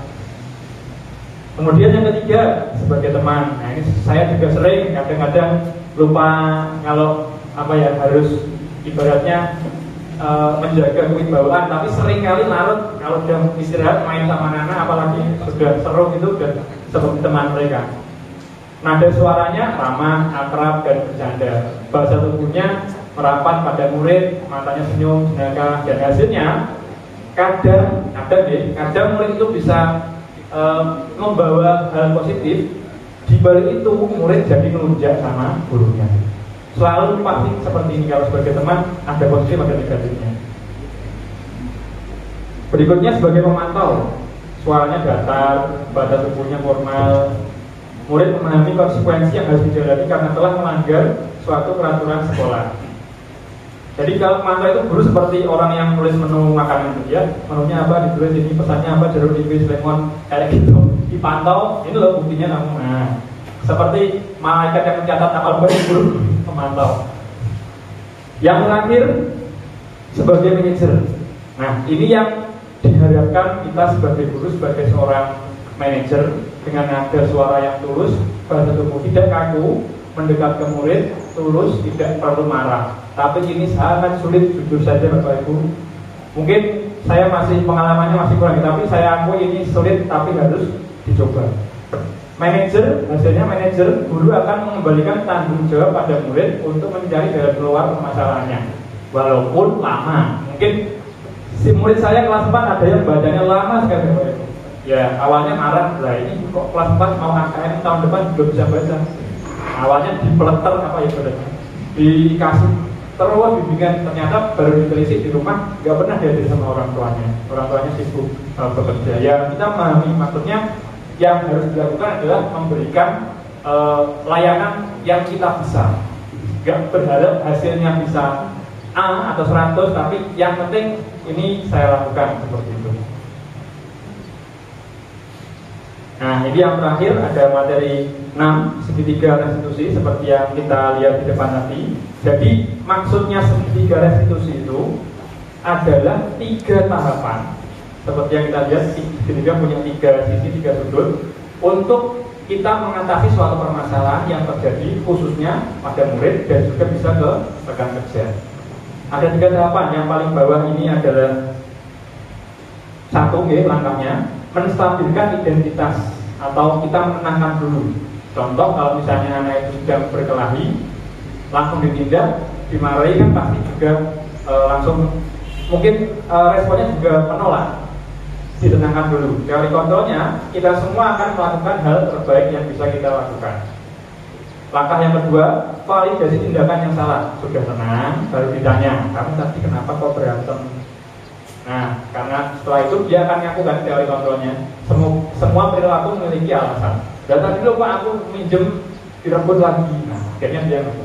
Dan yang ketiga, menanyakan keyakinan. Setelah tahu keyakinan yang dia yakini, baru kita yakinkan lagi, kita tekankan lagi bahwa semua memiliki motivasi dari dalam diri. Izin ya, ini share berbagi praktik segitiga restitusi saya kepada 2 orang murid. Mungkin waktunya kurang lebih. Assalamualaikum warahmatullahi wabarakatuh. Kali ini saya akan memaparkan demonstrasi kontekstual modul 1.4 tentang penerapan segitiga restitusi. Baik, pengertian segitiga restitusi. Proses menciptakan kondisi bagi murid untuk memperbaiki kesalahannya sehingga karakter mereka lebih kuat ketika kembali pada kelompoknya. Ada 3 tahapan. Yang pertama, menstabilkan identitas, kemudian memvalidasi tindakan yang salah, dan menanyakan keyakinan.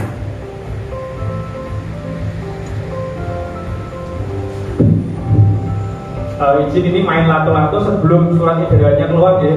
Nanti saya takutnya dilaporkan pakai lato-lato ini sebelum edarannya Cipora keluar tentang lato-lato. Tanggal berapa ya?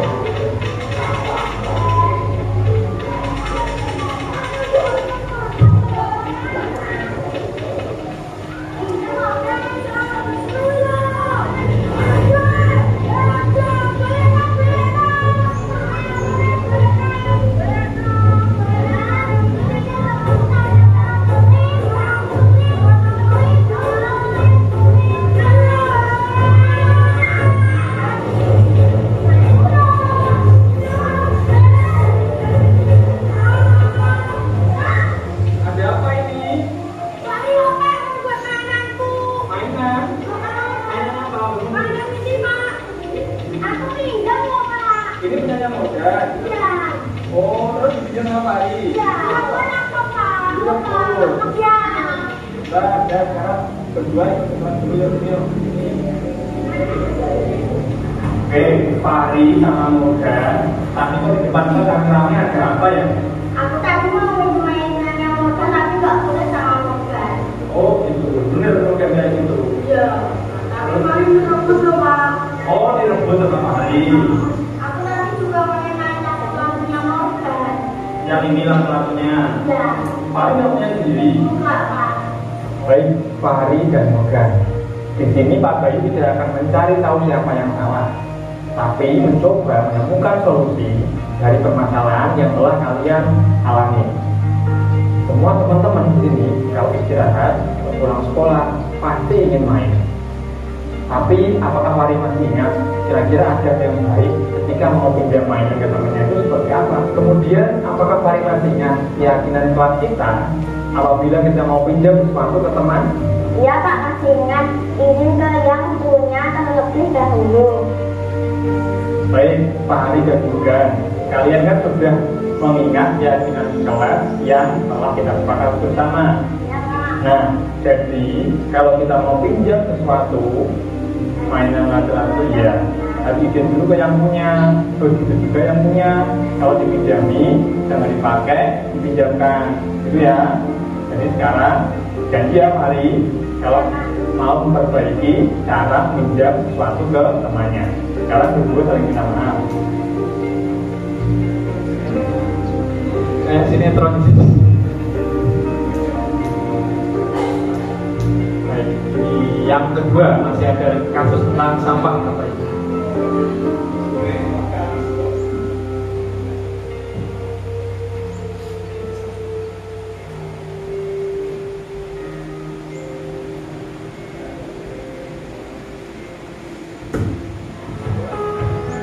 Waktu istirahat main ke depan, kasusnya seorang anak bernama Ama makan jajan terus lupa buang sampah.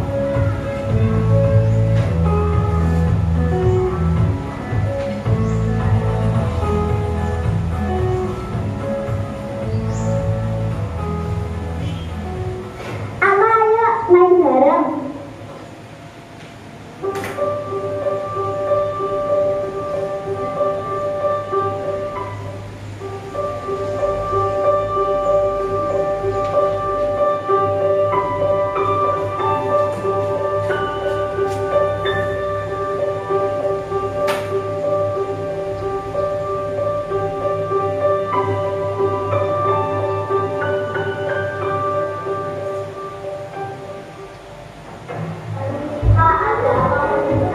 Oh iya, masuk Ama, duduk dulu di sini. Ini Pak Bayu mau tanya, tadi sebelum berangkat sekolah, Ama sudah sarapan atau belum? Belum Pak. Soalnya tadi Umi belum masak loh Pak. Oh, jadi belum makan. Belum. Terus waktu istirahat tadi jajan apa? Tilor sama es teh Pak. Kilo sama es teh. Ini, tapi waktu istirahat, Pak Bayu lewat depan kelas tuh. Nah, ada sampah kecil di selokan. Kira-kira miliknya siapa ya? Maaf Pak, itu sampah saya. Tapi saya cepet-cepet mau main sama teman-teman yang lain. Makanya aku buang sembarangan. Oh gitu. Jadi itu dibuang sembarangan sama anak. Ya. Kira-kira kalau buang sampah sembarangan itu udah baik atau enggak sih? Belum Pak. Kenapa kok nggak baik? Nanti lingkungannya tercemar, banyak nyamuk Pak, nggak enak. Ah gitu. Berarti nggak bener ya kalau buang sampah sembarangan nggak baik. Iya Pak. Dulu kita kan pernah buat keyakinan kelas tentang menjaga kebersihan. Iya Pak. Masih ingat nggak? Iya Pak, masih. Nah, gimana? Kita harus menjaga kebersihan bersama-sama. Nah, oke. Jadi kita harus bersama-sama menjaga kebersihan. Yang itu keyakinan kelas bersama. Baik Ama, di sini Pak Bayu nggak mau cari kesalahan Ama, tapi mengingatkan kembali tentang keyakinan kelas yang sudah kita sepakati bersama-sama tentang menjaga kebersihan kelas. Ama, bisa melakukannya? Bisa Pak. Baik, mulai sekarang Ama bisa melaksanakan keyakinan kelas untuk menjaga kebersihan dengan cara tidak membuang sampah sembarangan dan membuangnya di tempat sampah. Baik, ini Semoga bisa menjadi pencerahan untuk anak dan bisa dilaksanakan. Oke.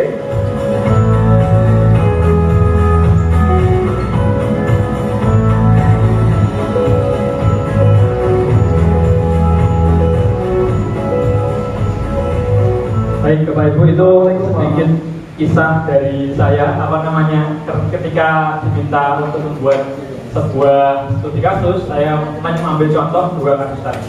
Tetapi nanti jangan dilakukan ya lato-latonya sebelum dikurang kasih edaran larangan lato-lato.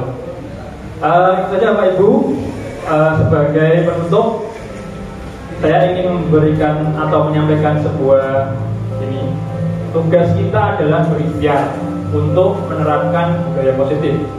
Perkara hasil itu di luar kendali kita. Jika belum berhasil, ya tetaplah ingat kata berhasil.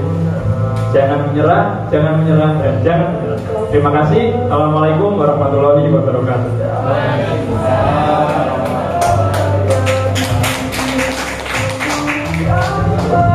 Luar biasa sekali Mas Bayu. Terima kasih Mas Bayu. Tolong beri aplaus yang meriah kepada Mas Bayu.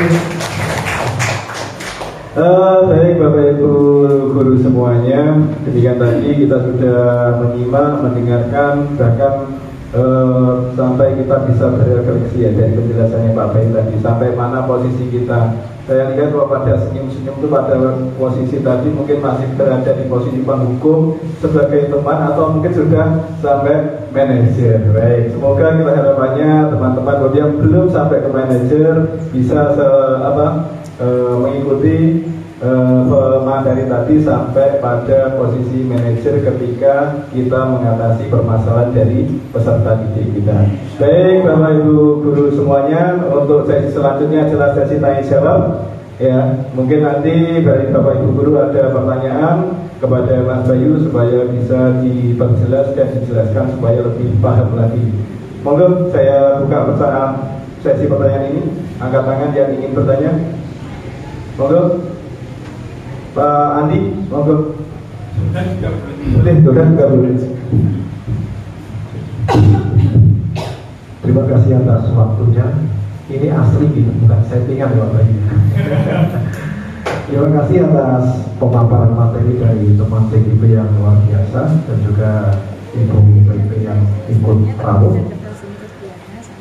Sesuatu hal yang baru yang kami terima dari teman-teman di sekolah, meskipun mungkin ada 1-2 pernah menjalankan, selama ini sudah mengerjakan, tapi ternyata dalam teori CGP di penanaman budaya positif, saya masuk ke situ.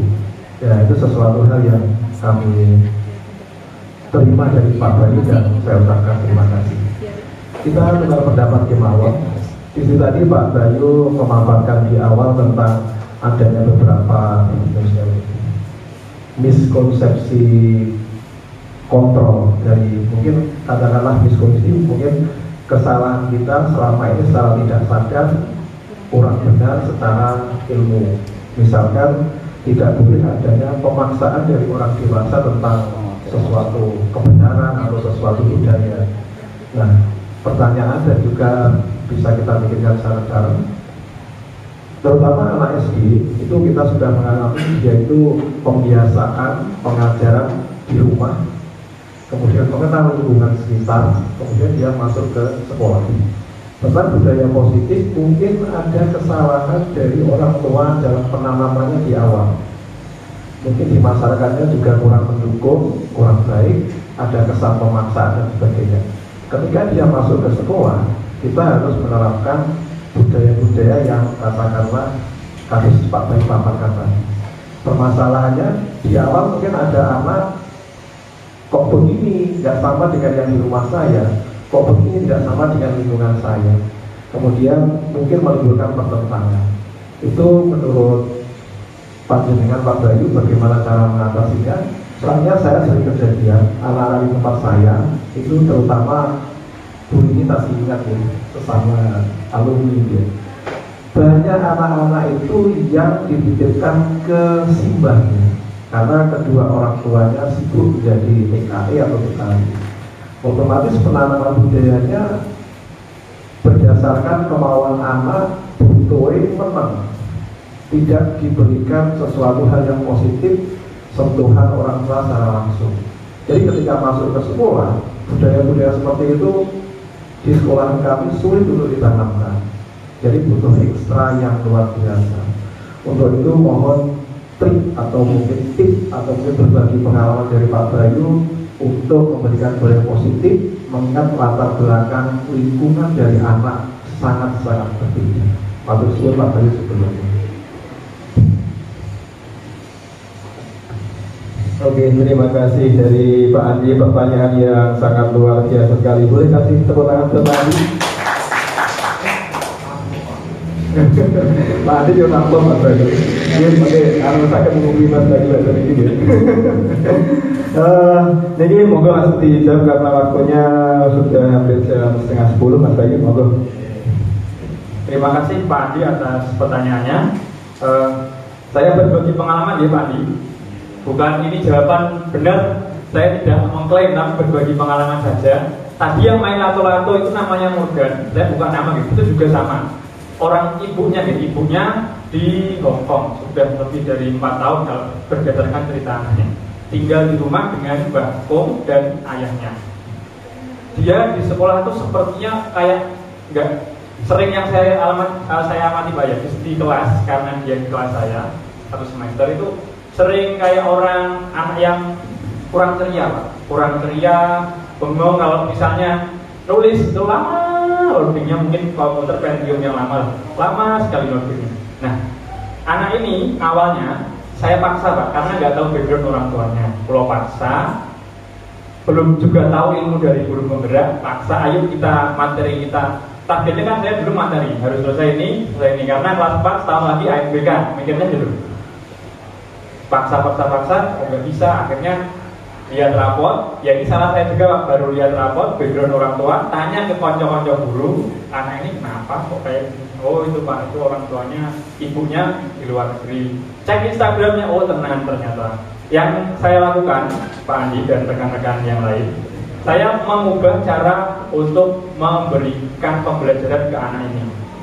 Teori klasikal tetap ya, pendekatan yang berbeda setelah teori klasikal. Di istirahat, kalau sering saat ini, yang sampai saat ini sering ngobrol sama dia. Sepertinya anak ini di rumah fasilitasnya juga cukup lengkap. HP punya sendiri, bisa naik motor keliling bisa. Dan mungkin tergolong anak yang berani, tapi nggak banyak ngomong. Diem, kalau sedikit diganggu itu temperamen gitu Pak. Saya mengubah cara mengajak komunikasi. Yang pertama, saya yang dulu menerima kalau anak ini adalah titipan di sekolah yang background orang tuanya, ibunya di luar, di rumah dengan ayah yang bekerja, pulang sekolah dengan mbaknya, ayah yang pulang sore. Yang saya lakukan mengubah cara komunikasi, sering ngajak ngomong, terus ya sebenarnya jelek ya. Saya kasih tahu jawaban, kalau ada sesuatu di luar jam kelas saya kasih tahu jawaban. Tapi yang belum mana kan, ini gini loh Morgan caranya. Saya kasih tahu kayak jam tambahan belajar lebih gitu Pak Andi. Nah terus di kelas ketika pembagian kelompok itu sering kalau keliru nggak serk sama temennya yang perempuan itu mesti aku Pak sama itu keras gitu anaknya. Ya saya terima dulu, mau reaksi langsung nanti malah jadiannya kacau mungkin. Akhirnya sampai saat ini si Morgan ini di luar jam pelajaran sering saya ajak ngobrol. Kalau saya ada jajan saya kasih jajan. Dia mau cerita, awalnya dulu nggak mau cerita sedikit lah. Aku lupa ngomong gak nih konco Pak. Tapi lah kamu di rumah mainannya apa? Kadang ikut naik motor, nggak dimari sama ayah pulang sore. Dan terus main sama siapa lagi? Olivia Pak. Saya mikir lagi gini, kan kalau kita berkiblat dari fitrahnya anak atau Ki Hajar Dewantara itu kita menuntun anak. Maksudnya yang saya berikan ke anak ini, saya tidak berharap kamu langsung jadi ini, tapi saya berikhtiar kamu sudah kasih ini aja. Yang saya bisa lakukan adalah membimbingmu di sekolah. Kalau di luar sekolah, kadang saya WA orang tuanya nggak dibalas. Tapi ya alhamdulillah kalau nggak masuk izin. Tapi kalau di saya beri laporan jawabannya hanya J Pak, gitu aja. Mungkin itu PR bagi saya Pak Andi. untuk menerapkan yang posisi sebagai manajer tadi ke si Morgan yang background orang tuanya mungkin berat sebelah ya, hanya ayah yang di rumah dengan kakeknya. Nah, itu PR bagi saya, bagi si anak ini. Dan kalau misalnya nanti Bapak Ibu punya trik atau tips pengalaman yang lain, boleh kita saling berbagi di sini. Itu saja, terima kasih Pak. Terima kasih Mbak Bayu atas penjelasannya. Matur ya Pak Andi, ternyata beliau ditanya malah curhat sekalian. Mungkin dari pengalaman ini kita bisa mengambil sisi positifnya dan bisa kita terapkan di sekolah kita masing-masing. Mungkin cukup sekian karena waktunya sudah mendekati jam 9:30 ya, karena jam sebentar lagi adalah sesi yang kedua. Acara yang terakhir adalah penutup. Semoga kegiatan pada kali ini berbagi praktik baik budaya positif modul 1.4 ini bisa memberikan manfaat yang baik bagi kita dan untuk peserta didik kita pada khususnya. Mungkin itu harapannya. Sekian, terima kasih dari saya. Bila ada salah kata, mohon maaf yang sebesar-besarnya. Billahi taufiq wal hidayah. Wassalamualaikum warahmatullahi wabarakatuh. Waalaikumsalam.